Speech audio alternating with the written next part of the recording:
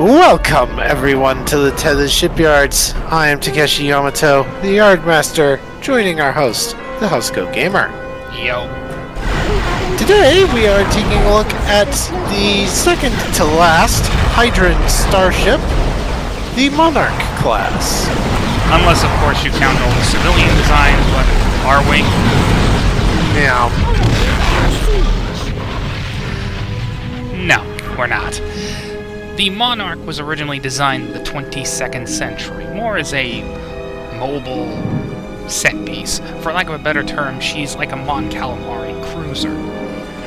So, entered service date 21 something or other, but we're all count 2170, but we are going to treat this ship like her 23rd century self, because several Monarchs were built post-reclamation.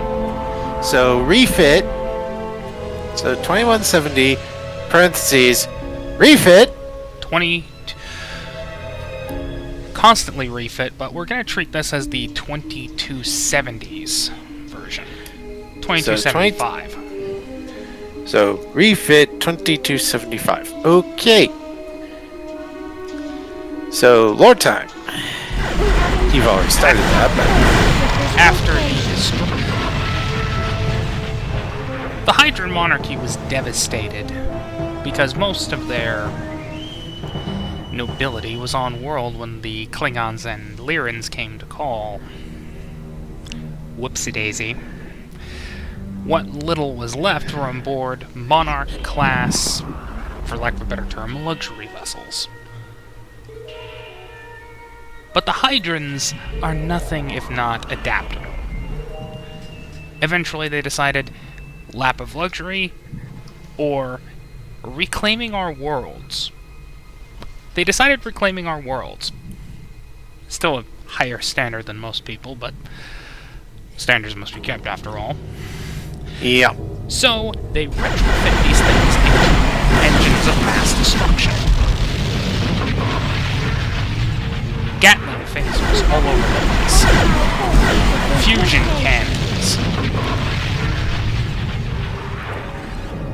Hellboars, and of course, an enlarged hangar bay for their fighters once they developed that technology. Of course. So the Monarch has both fusion cannons and Hellboars. And a mix of the fighters, because they decided, what the hell, let's give this thing overkill, shall we? Yes, they took the Max 1037 approach. Stupid statement or not. Yep. The ship is effectively death incarnate. Very few Lyran designs actually went up against this thing and survived. Mostly because the fighters did all the killing first, but even when bereft of her fighters, you're still going to die. Yeah. However, there was a problem. They couldn't build more of these things because they lacked the shipyards. Now, our tools are ready. They got around this by, well, building the ships in situ. As example, setting up now.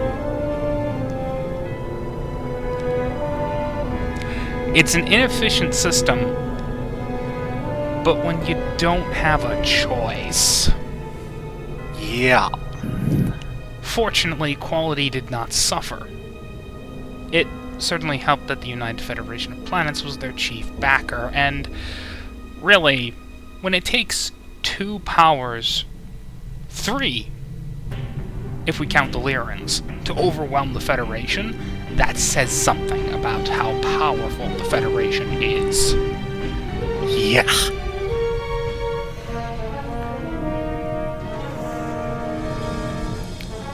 Of course, as you know, the good times didn't last. Yeah. Eventually, the Hydrans were subsumed by the Cations, and their ships basically became obsolete as the years went on, though they probably ended up getting used during the Dominion War. Well, when you don't have a choice, and believe me, Starfleet really didn't. Yeah. Fortunately, their legacy lives on in the Atrox and Sikaris classes. Yep. And somewhat in the fact that carrier-type vessels are starting to get back into vogue. As Though- of 2409, at least. But as we all know, Trex fighters, they swing in, they swing out, they swing in, they swing out. I have no doubt that by the end of the 25th century, they'll be called obsolete yet again. Indeed. Most likely. But that is the nature of technology. Now, as you might have guessed, she's a monster. 700 meters. Yup. And enough crew to qualify as Scale 6. The largest conventional starship type out there. Size. Out there. And with 2270s, that's 47 points. Add 2 for Scale 6. We have 49 points to work with.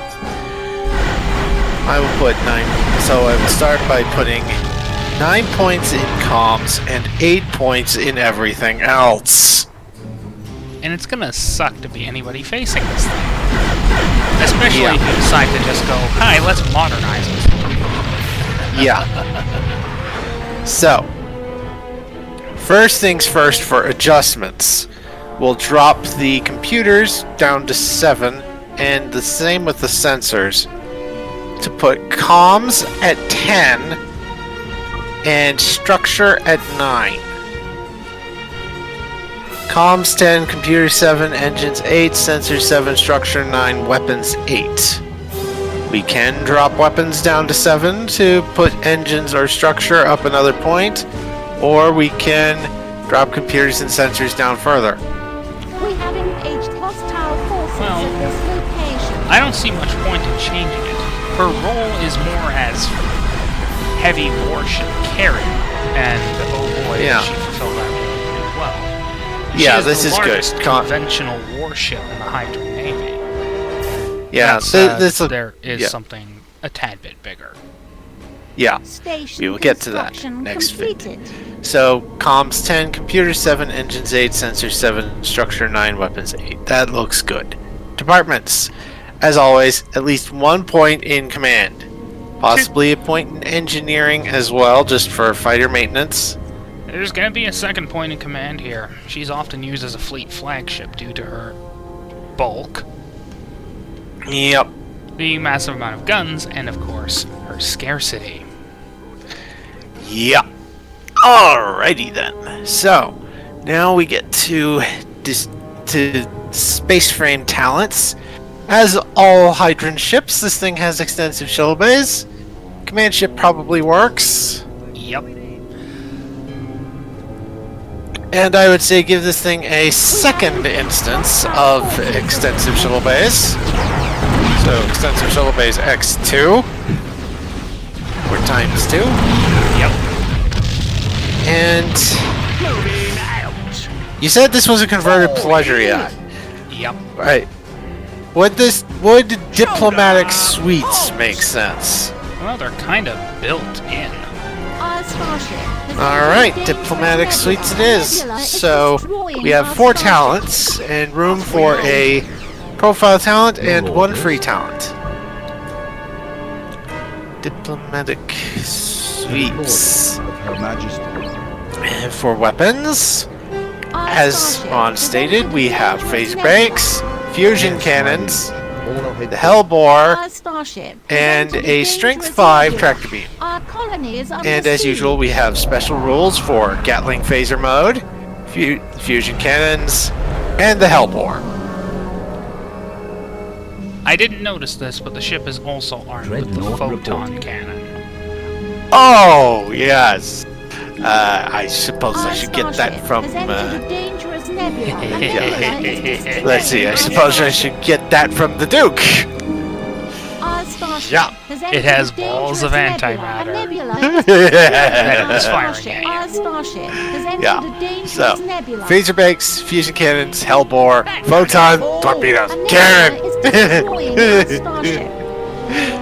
There is a reason a ship like this is to be feared. If you Yes. say so. A nebula is And of course, destroying our let's see. starship. Descriptor traits. Hydran Starship Retrofit Pleasure Yacht. Well, Pleasure Cruiser. Our starship has entered a dangerous nebula. It's not a Nebula is it's not a destroying luxury yacht, our it's more starship. like a A luxury It's- yacht would be more something like, I don't know, this thing? I mean, we'll probably touch on the support ships of SFC at some point, but right now Yeah. we want to go to the stuff that really hurts people. yeah, we want to do the big ships first. Once we're done with the ISC, we can move back to the hydrants for small craft. And anyway, but this is more. This would be in real world. In terms of real world analogies, the Duke would be what you take if you get like the Symphony of the Seas or the Disney Wish or any other major cruise ship, and turned it into a battleship. Actually, a better analogy would be the RMS Mauritania and the RMS Lusitania. Both were used as auxiliary cruisers. Huh. That said, the Lusitania and Mauritania would be horrible in that role because they consume so much fuel. Yeah. Oh well, they did a job. Yeah. Regardless, So, that is the Monarch, the biggest and meanest mainline warship, but not the biggest ship in the fleet. no, that's coming next time. Bye-bye.